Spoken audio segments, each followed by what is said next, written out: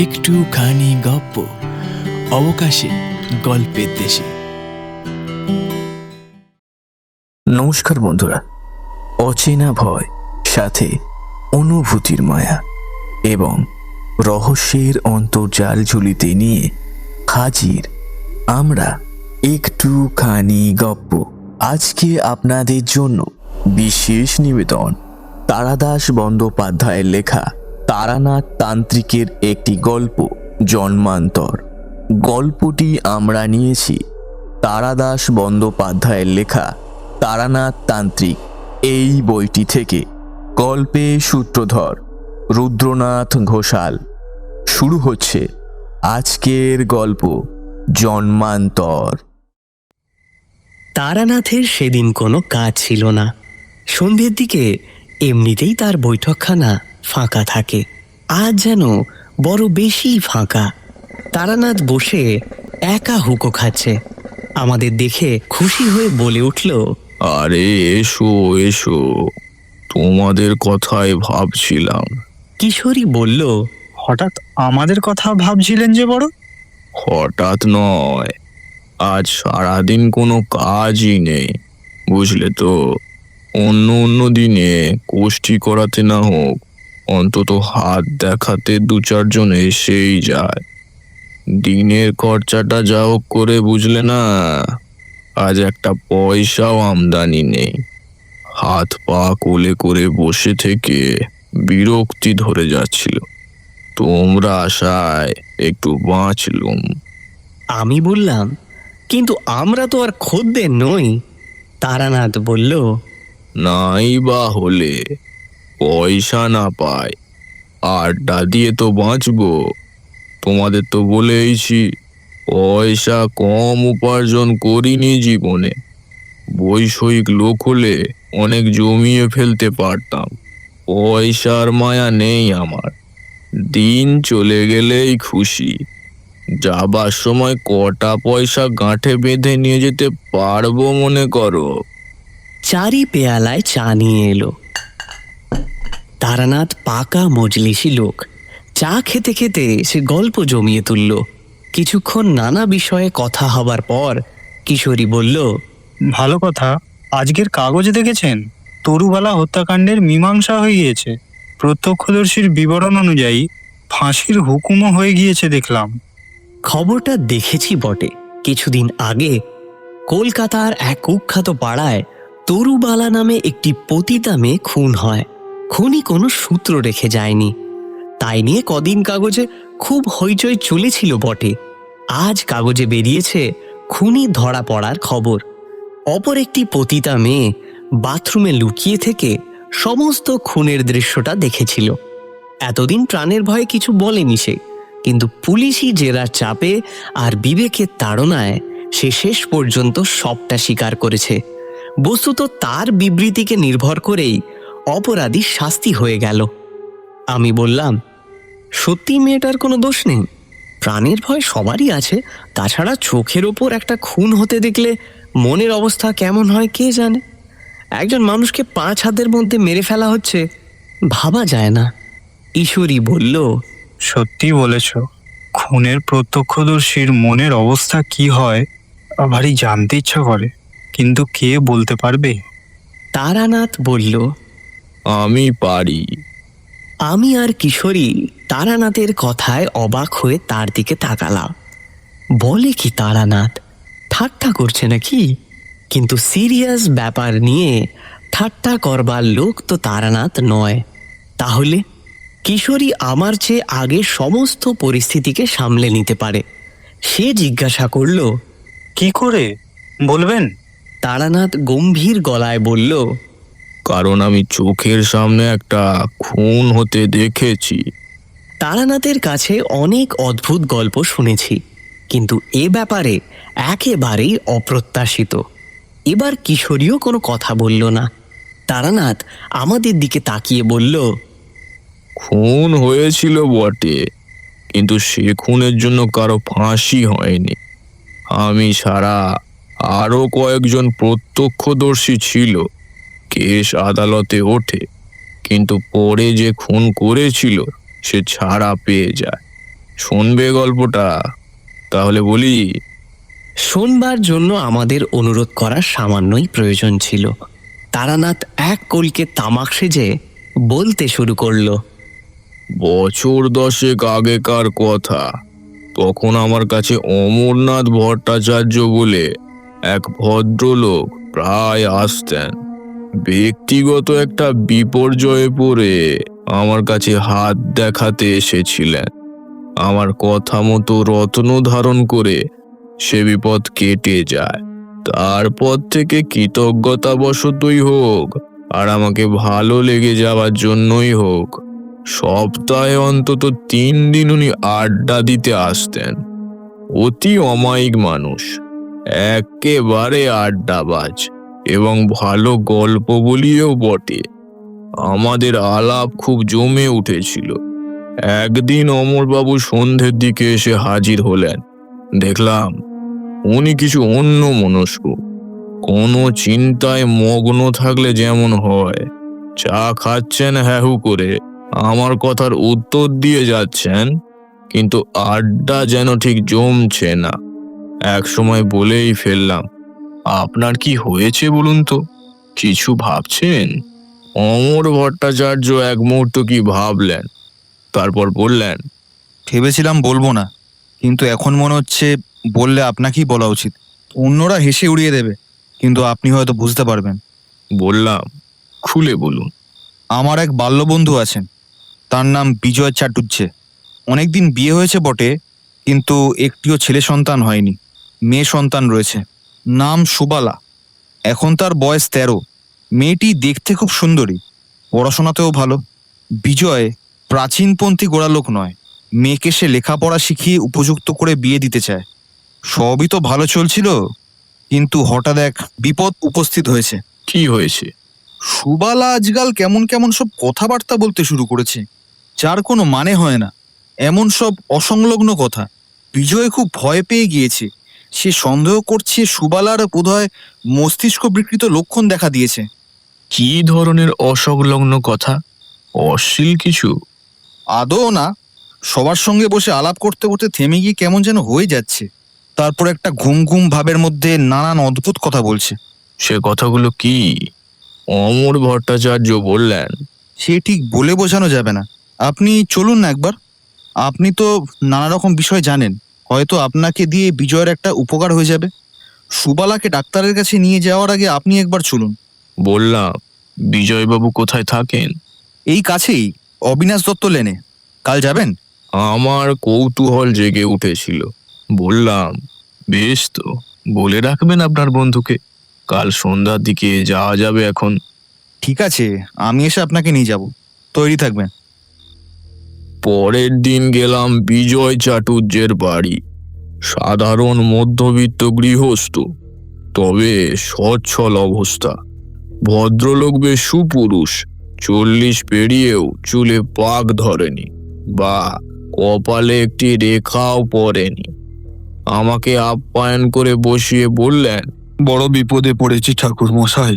আমার এই একটিই মাত্র সন্তান, ওর যদি কিছু হয় তাহলে আমাদের আর কোনো সান্ত্বনা থাকবে না। শুনেছেন তো সব অমরের কাছে। বললাম, মেয়েটিকে একবার ডাকুন না দেখি। বিজয়বাবু নিজে গিয়ে হাত ধরে সুবলাকে নিয়ে এলেন।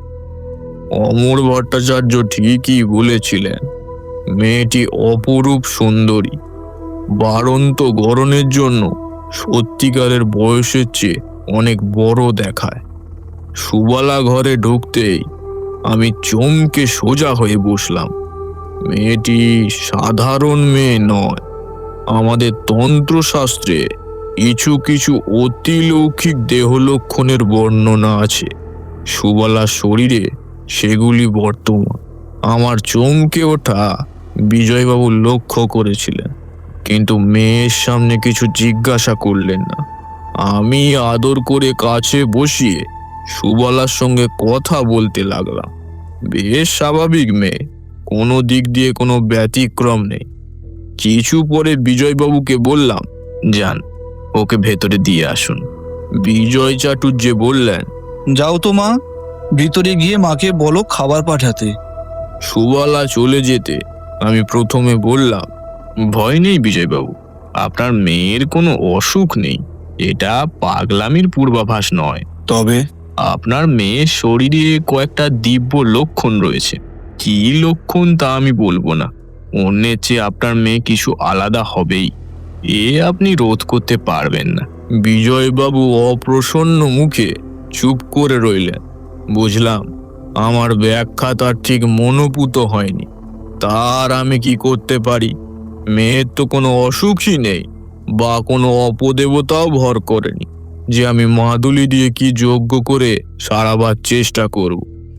এমন সময় ভেতর বাড়িতে একটা হইচইয়ের শব্দ শোনা গেল, কয়েকজন মহিলার সম্মিলিত কণ্ঠস্বর। বিজয়বাবু তাড়াতাড়ি করে উঠতে উঠতে বললেন, ওই সুবালা বোধহয় আবার অমন করছে। আসুন ঠাকুর মশাই, আমার সঙ্গে দেখে যান।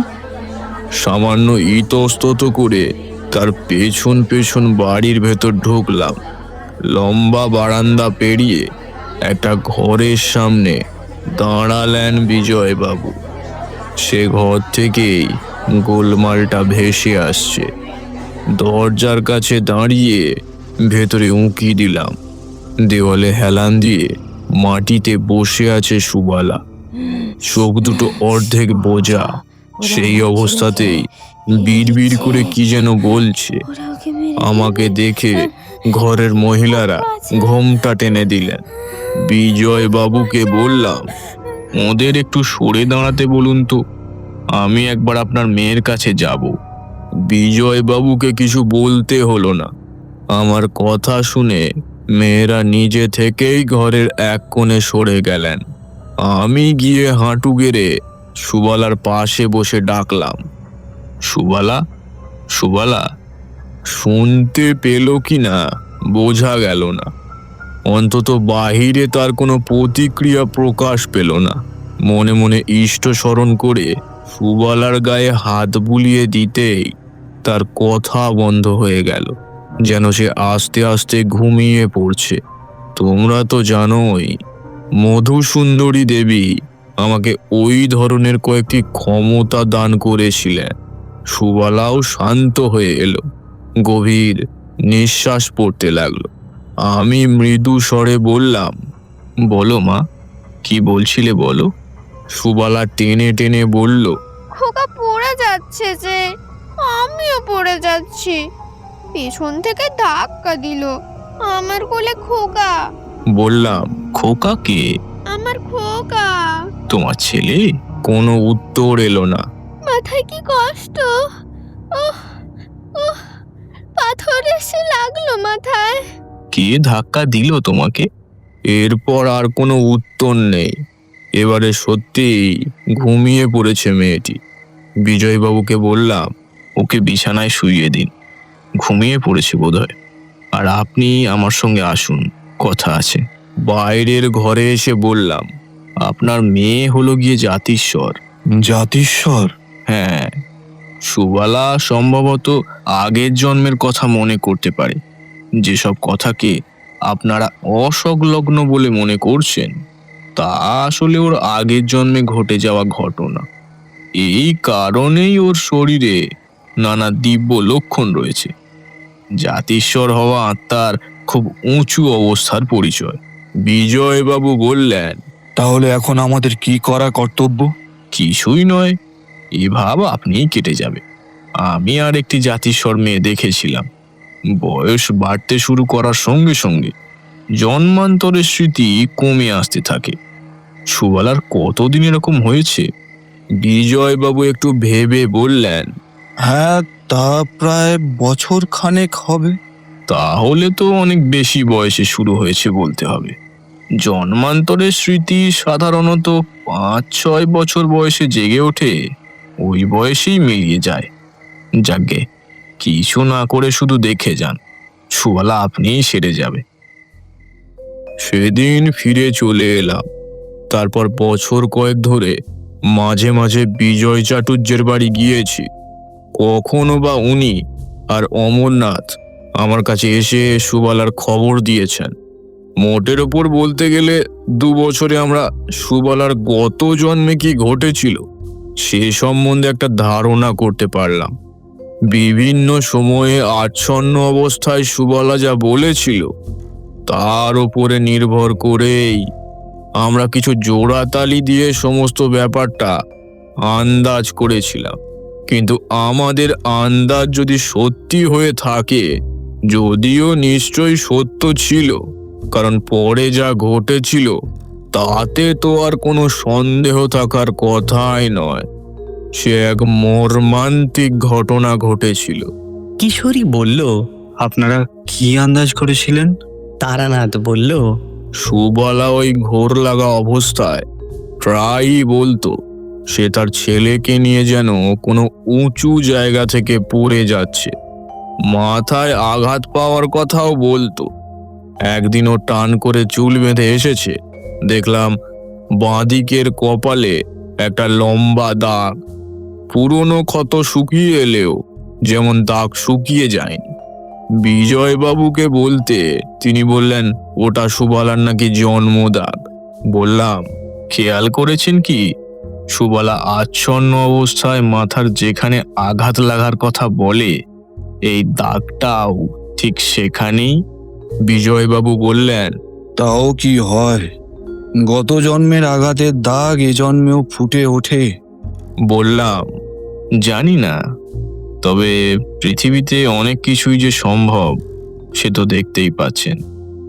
যাক, 2 বছরে যা জানতে পেরেছিলাম তা খুব স্পষ্ট হলেও মোটামুটি এই সুবলা গত জন্মে একটি শিশু সন্তান নিয়ে বিধবা হয়। পরে কে বা কারা কোনো উঁচু স্থান থেকে, সম্ভবত কোনো টিলার ওপর থেকে সন্তান সহ সুবলাকে ঠেলে ফেলে দিয়ে হত্যা করে। কিন্তু কেন হত্যা করে এবং হত্যাকারীর নাম কি, এসব খবর আমরা কিছুতেই জানতে পারিনি। এখানে এসেই সুবলার কথা আটকে যেত। মনের উপর চাপ পড়লে ক্ষতি হতে পারে ভেবে আমিও কখনো জোর করিনি। এখানে একটা কথা বলে রাখি, এই ঘটনায় আমি বুঝতে পেরেছিলাম মাতৃস্নেহ কি জিনিস। সন্তানের প্রতি মায়ের টান বিশ্বের একটা বড় শক্তি। সুবলা মাত্র 13 বছরের কিশোরী, এই জন্য এখনো সে মা হয়নি। কিন্তু আধো অজ্ঞান অবস্থায় যখন সে বলতো খোকা পড়ে যাচ্ছে, খোকাকে বাঁচাও, তখন তার মুখে যে ব্যাকুলতা ফুটে উঠত তা মাতৃহৃদয়ের গভীর অভিব্যক্তি ছাড়া হতে পারে না। গত জন্মের হারানো ছেলের প্রতি এই আরতি একটু কমে এলো। এইভাবে আরো বছর 2 কেটে যাওয়ার পর আস্তে আস্তে সুবলা অনেকটা স্বাভাবিক হয়ে এলো। এখন তার বয়স হলো 17। একদিন বিকেলে অমরবাবু এসে বললেন, একটা ভালো খবর আছে, বেশ বড় রকমের ভোজ আসন্ন। বললাম, কি ব্যাপার, গৃহিণী পুত্রমুখ দর্শন করবেন নাকি? দূর, আপনার যেমন সব কথা এই বয়সে। যাকগে, কথা হচ্ছে এই আমাদের বিজয় চ্যাটার্জির মেয়ের বিয়ে বোধহয় লাগলো। কার? সুবলার?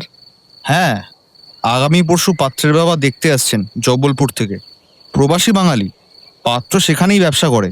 বিরাট অবস্থা, মেয়ে সুন্দরী শুনেই দেখতে আসছে। নইলে বিজয়ের যা আর্থিক সঙ্গতি, এরকম ঘরে তারা ছেলের বিয়ে দেওয়ার ব্যবস্থাই করতো না। আপনি আসুন না ওদিন, বিজয় আমাকে বলছিল আপনাকে নিয়ে যেতে। একটা শুভ দিন আপনার মতো সৎ ব্রাহ্মণ উপস্থিত থাকলে সুবলার মঙ্গলই হবে। মেয়ে দেখার দিন বিজয় চাটুর্যের বাড়ি গেলাম অমরের সাথে। এসব সামাজিক উৎসব আমার ভালোই লাগে। তারপর মেয়ে দেখানোর ব্যাপার, ভালো খাওয়া দাওয়ার ব্যবস্থা থাকবে নিশ্চয়ই। আমি ভোজন রসিক চিরদিন।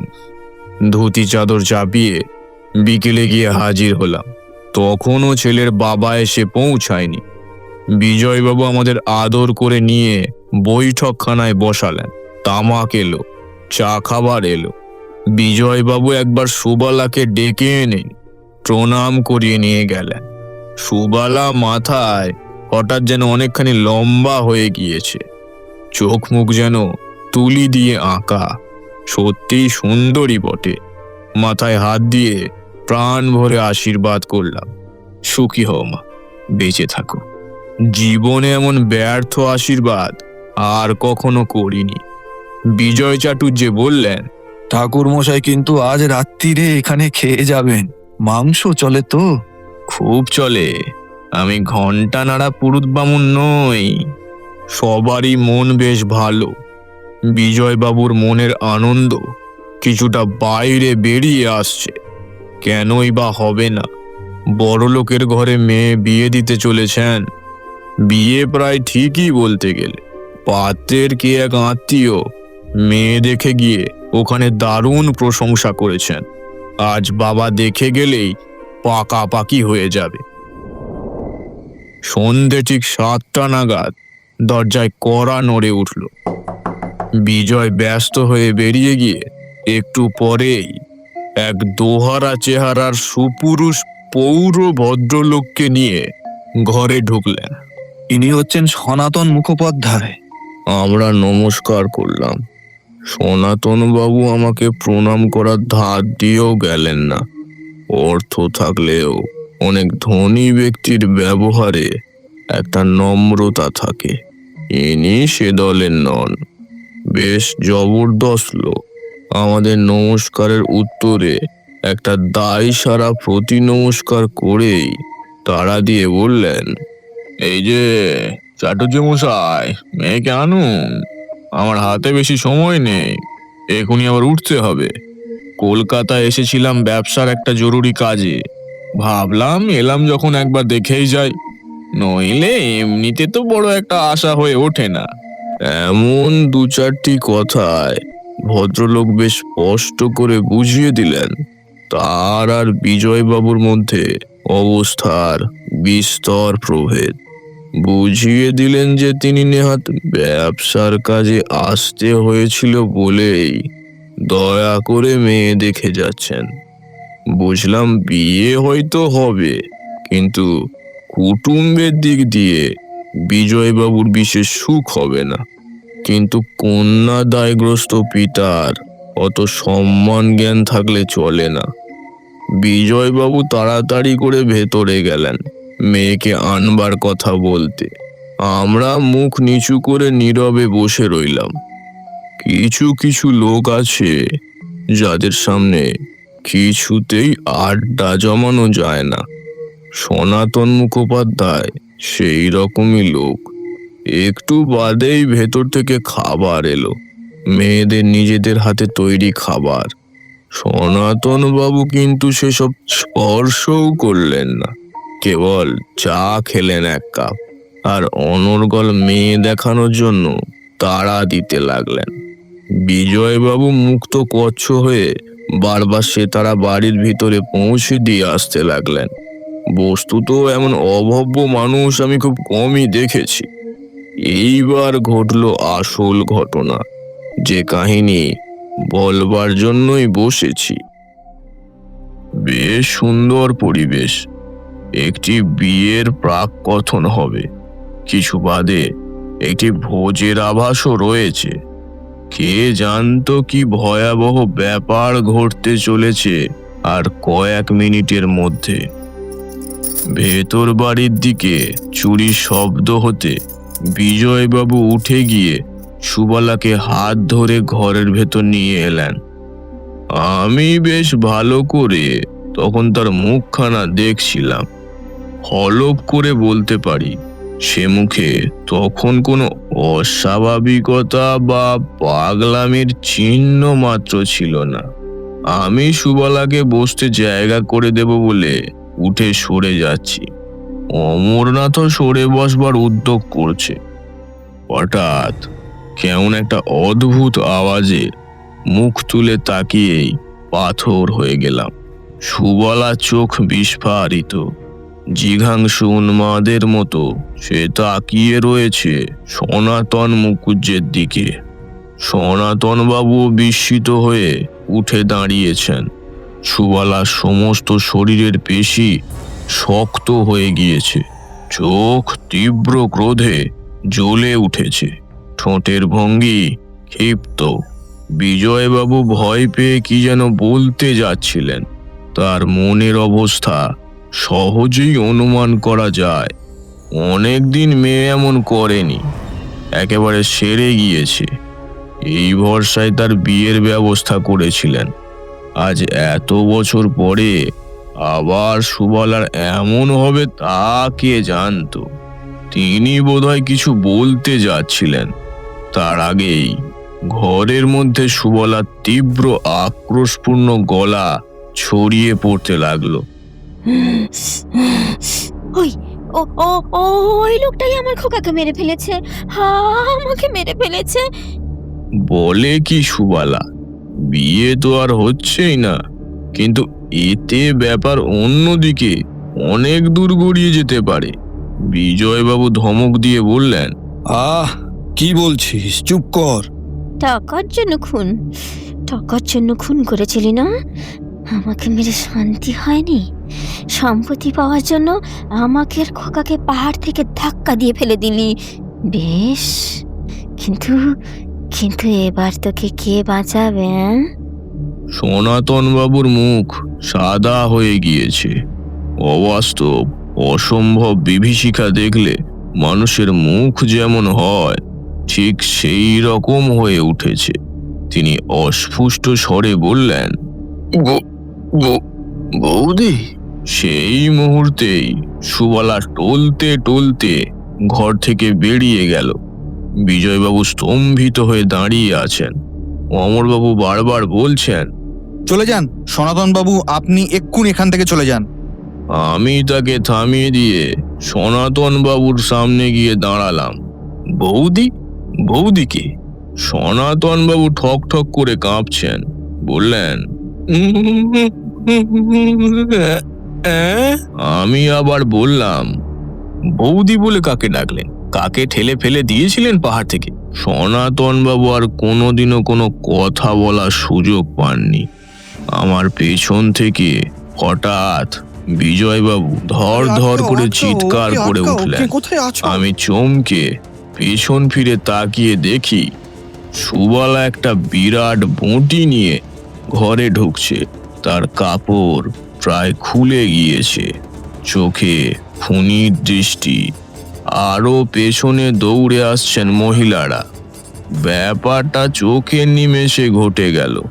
অমরবাবু খাট থেকে নেমে বা আমি আর বিজয়বাবু এগিয়ে গিয়ে বাধা দেবার আগেই সুবলা ঝড়ের বেগে দৌড়ে এসে সনাতন মুখুজ্জের গলায় বঁটিটা বসিয়ে দিল।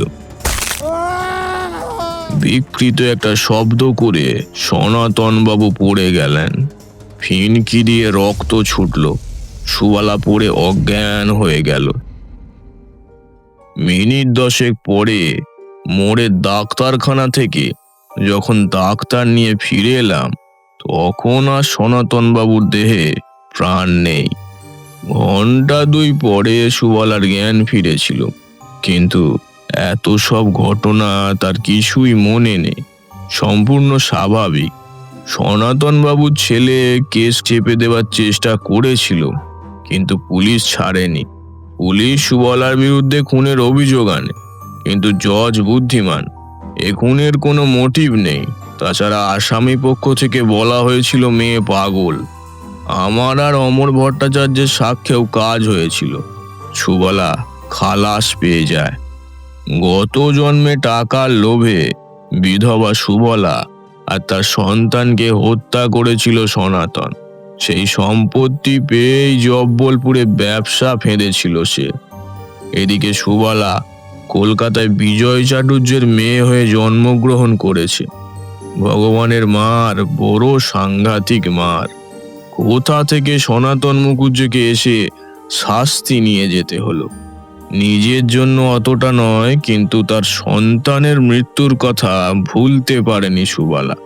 সনাতনকে দেখা মাত্র দপ করে জ্বলে উঠেছিল জন্মান্তরের সেই পুরানো স্মৃতি। তারানাথ থামল। অন্যদিন গল্পের শেষে কিশোরী যা হোক একটা টিপ্পনি কাটে। আজ সেও চুপ করে বসে রইল। বাইরে ল্যাম্পপোস্টে আলো জ্বলে উঠেছে। ঘরের মধ্যে কেমন একটা বিষণ্ণতা। তারানাথও আর কোনো কথা বলছে না। শেষে আমি স্তব্ধতা ভেঙে বললাম, আজ তাহলে যাই, আর একদিন আসবো, কেমন?